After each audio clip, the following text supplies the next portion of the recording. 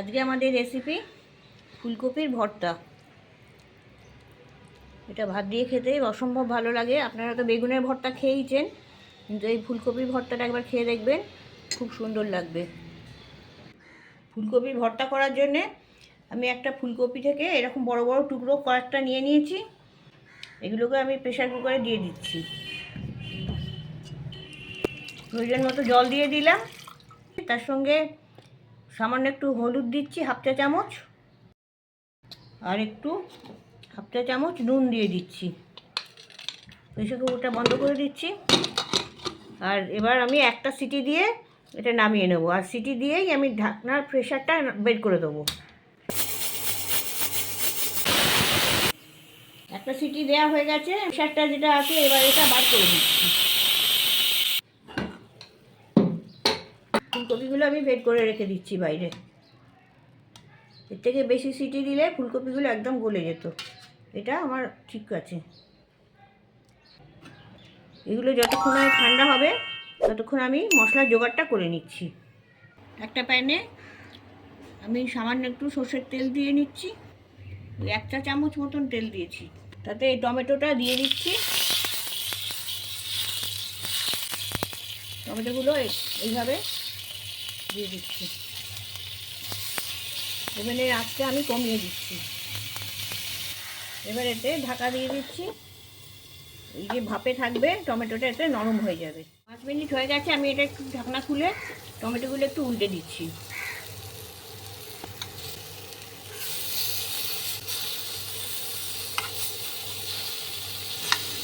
এতে টমেটোগুলো এরকম একটু দাগ ধরা হবে, তাই জন্য আমি একটু দাগ ধরার মতনভাবেই এগুলো ভেজে নিয়েছি। দাগ ধরাতে একটা পোড়া টেস্ট আসবে।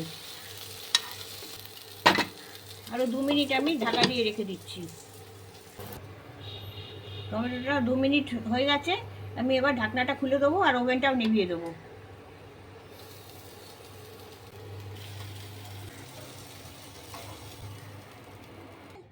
এবার কড়ায় আর একটু তেল দিয়ে নিচ্ছি। কড়াই তেল গরম হয়ে গেছে। একটা বড় সাইজের পেঁয়াজ স্লাইস করে কেটে নিয়েছি, সেগুলো ভেজে নিচ্ছি।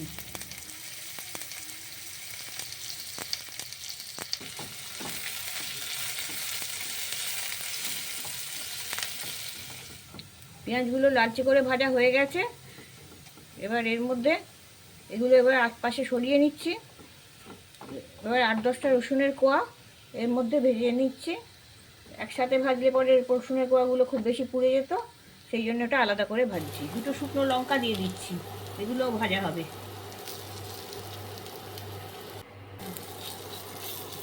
এখানে রসুনের কোয়াগুলো পরে দিয়েছিলাম, এগুলো লাল হয়ে গেছে, নরমও হয়ে গেছে, আর লঙ্কাগুলো ভাজা হয়ে গেছে। এগুলো সব ভাজা হয়ে গেছে, আমি আর এগুলো ভাজবো না। এবার ওভেনটা আমি নিভিয়ে দিচ্ছি আর এগুলো তুলে নিচ্ছি। প্রথমে আমি কপির থেকে যে সেদ্ধ করেছিলাম কপিগুলো, তার ডালগুলো আলাদা করে রাখছি। কপিগুলো একটু ম্যাশ করে নিচ্ছি একটা কাঁটার সাহায্যে। প্রথমে আমি টমেটোগুলো দিয়ে দিচ্ছি। টমেটোর যে স্কিনটা বেরিয়ে এসছে সেগুলো আমি বের করে ফেলে দিচ্ছি।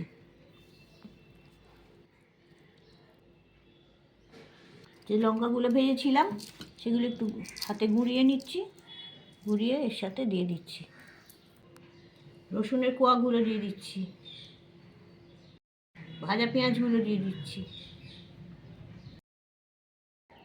1 চা চামচ চাট মশলা দিয়ে দিচ্ছি, ধনে পাতা কুচি দিয়ে দিচ্ছি। কপিটা সেদ্ধর সময় একটু নুন দিয়েছিলাম, সামান্য একটু নুন আর একটু দিয়ে দিচ্ছি এতে।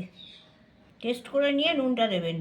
কাঁচা সর্ষের তেল বেশ খানিকটা দিয়ে দিলাম, 1 টেবিল চামচ। এগুলো এবার সব একসঙ্গে মিক্স করে নেব।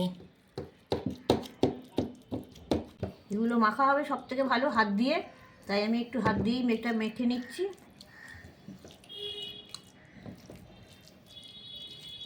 আমার ভর্তাটা মাখা হয়ে গেছে। আর যদি আপনারা পছন্দ করেন তো তাহলে কিছু কাঁচা পেঁয়াজ এর সাথে মেখে নেবেন, আরও টেস্টি লাগবে। এর সাথে মেখে আপনারা পরিবেশন করুন।